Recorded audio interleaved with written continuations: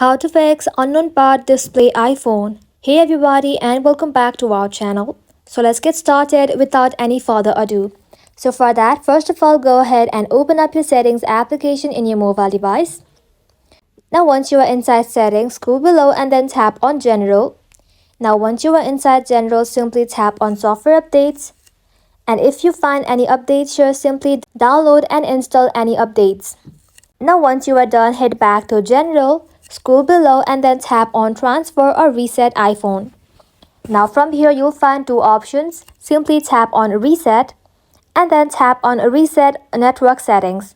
Now once you do that, simply head back to your home screen and then simply tap on the volume up button once, volume down button once, and then simply long press power off button for 20 seconds until the Apple logo appears.